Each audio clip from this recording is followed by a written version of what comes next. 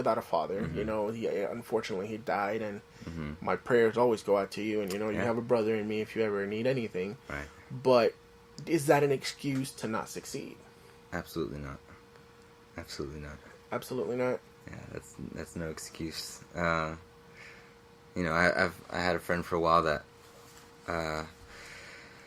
dealt with some of the same things, and you know, who am I to say like who he had in his life to kind of help him walk through that? But just looking at both of our lives, we've totally just turned out completely different, and I think just kind of, to me, that just kind of comes down to who it was we had in our lives to kind of walk with us. But I think that's just, you know, life sucks sometimes, and you deal with things, and either you kind of overcome these battles, and you know, if you're a believer, you trust in God and kind of speak into your problems, you know, just how big your God is, and you just take one day at a time, and you go after the things that, you know, drive you and the reason that you wake up in the morning. I just think it's a mindset, and I don't think it's an excuse. You know, everyone deals with issues, and, you know, some people are handicapped, some people, you know, have a ton of excuses to not be successful, and yet still they are, you know, waking up and making a difference in the world. So I wouldn't, you know, let that be an excuse for me, and, you know, I wouldn't, you know, accept that for anyone else to hinder them and to hinder their success just because they didn't have that in their life. That's amazing. Yeah. You know, to be an entrepreneur, you have to be a leader first. I think if you're not a leader, and I know this for a fact because you just have to have that mindset of a leader before you can start telling people what to do. You need to lead your own life. Right. Being married, and in this industry, in the entertainment industry, you know, that encompasses everything from what we're doing to music to stand up, whatever. How do you lead your wife in such a way that can possibly make her feel vulnerable? You know, I take my life for an example. Me and my wife for an example. You know, she sees the attention that the podcast is starting to get. She sees the attention from people, and she feels at times insecure. Right. Now, I, you know, reassure her that, you know, I do my best to reassure her about us, as that I'm doing this for us, and leading her, even getting her involved to help lead her into this place of comfort and understanding that it's not a pipe dream. It's a possible future. It might take time, but like anything, we have to till the soil to reap a good harvest. How do you navigate that with your wife? Because I know you're recently married and you're doing this, and you know, you go do shows, and I don't know if you have groupies, but that's an issue, right? That's an issue, especially for more successful artists. You know, a lot of them aren't married, and they're not married because not necessarily they don't want to, but the lifestyle. Yeah. Well, I think I'm just super grateful that I met a girl and that I'm married to a woman that is in the same industry and just totally understands the day-to-day stuff that goes with, you know, being an artist, and you know, sometimes coming home at, you know, 1 a.m. because the show will last that long or whatever. So I'm glad that she, you know, understands that world and stuff like that. But you know, I just think it's important to have your priorities set, and just really just establishing kind of expectations for each other, and because I feel like a lot of issues that kind of come up today is just expectations just not being met, but not that being the only issue, but just not expressing to the other person your expectations, because it's hard to meet an expectation that you don't know is there. So you know, we're pretty honest with each other and open about things. So I think priorities is one thing, and I think for me, just figuring out what success looks like for me, and just knowing what I'm going after. I don't think for me it's performing in front of, you know, 30,000 people or whatever. I think just being able to you know, supplement, you know, myself and my family and kind of sustain us with music is more than enough, and just being able to go after the things that we want to do in life, because I think life is short, and you know, so it's just, you know, taking priority of things that matter, and you know, if she needs time with you, and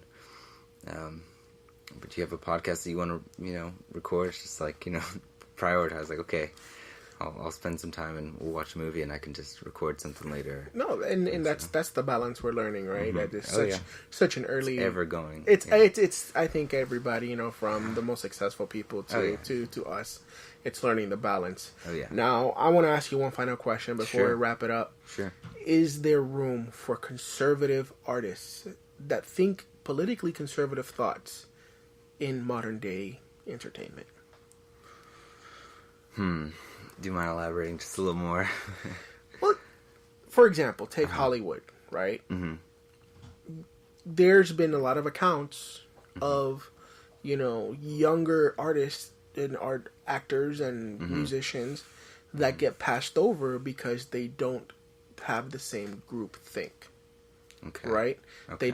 They don't echo what, they're either religious and they say, hey, I'm anti-abortion, so I'm not going to be in your movie, or I still want to be in your movie, but trust me, I'm just not going to do this because I'm this way.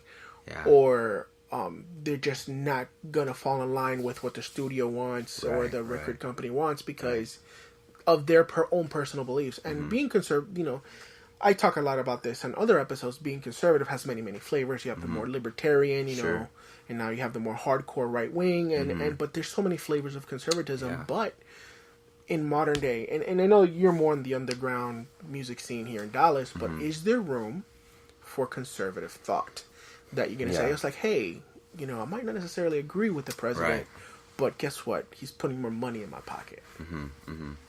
Yeah, so it's a shame, and it's kind of hard sometimes, and I think we're kind of growing out of that, where the label kind of gets to decide everything, and we're the artist and doesn't really have a say in much. But I do believe that there's definitely still room for, somebody who's more conservative or someone who wants to express things that aren't definitely popular or like in the pop culture. Like I think Tori Kelly just released, I think it was a cover of a Hillsong song, and so she's still, I respect her for that, for being able to put out stuff that I guess isn't totally popular to release as a popular, pop artist, to release a Christian song or to cover stuff like that, or even be involved in like the church or kind of expressing like religious things. But I think this day and age where not everybody has to be with the label or stuff like that, where the artist kind of can hold on to more of their own things, and they can kind of they don't necessarily need a label, so they can kind of still keep parts of themselves like within the project and stuff like that. So absolutely, I think so. That's amazing. And I see it more on the country music side of the industry, and more of the indie side, where they're not afraid to express their beliefs. They're not afraid to express it's like, hey, I'm pro this or I'm pro that, without so much of the repercussion, but to cross over into that echelon of millions of dollars in revenue, right? Yeah. In my opinion, I could be completely wrong, because I really don't know much, but it's almost like they sell out, right? And I don't know if that's still a term that we use in this industry, that they sell out their beliefs for fame. Then that's possibly still true. Yeah. But I don't know. I don't know. It's hard, because to have that kind of influence, you do need to cross over. Yeah. I think no matter who you are, I think definitely have a say in it all. If you're like a taxpayer, and if you're a U.S. citizen, whether you're the biggest artist in the world, or just a local singer songwriter that that you that's not outside of your lane as a musician or artist, that you still have a say and things like that in and of the world, and in the U.S. But yeah, so. Oh yeah, man, that's great. Well, Thomas, thanks so much for hanging out with me today. Thanks so much for inviting us to your studio to record this podcast today. Go ahead, do your plugs, man. Tell them where they can find you, where they can listen to you. I don't know, whatever you want to do, brother. So I'm on all the social media: YouTube, Instagram, Facebook, Thomas Lightfoot or Thomas Lightfoot Music. You can find me. One more thing. Yeah. I don't know if you got your guitar around. I don't. You don't. I don't. But you did a video the other day covering the song "No Diggity." Yeah. Acoustic. I did. It's on my Instagram and my Facebook. That was one awesome version of that song. Thank you. Yeah. Anyway, man, thanks so much for joining me. Yeah. Guys, don't forget, if you want to listen to this episode or any other episode, go to Spreaker.com. That's SPREAKER.com/conservative Papi. And you can find all the videos, all the stuff on there. Also, like my boy Gio from The Beard and the Mole says, Twitter, Insta, book me. Follow me on Twitter. Hit me up on Instagram and Facebook. And if you want to talk to me, hit me up on the DMs. That's it. Thanks, Thomas. It was a pleasure. All right, brother.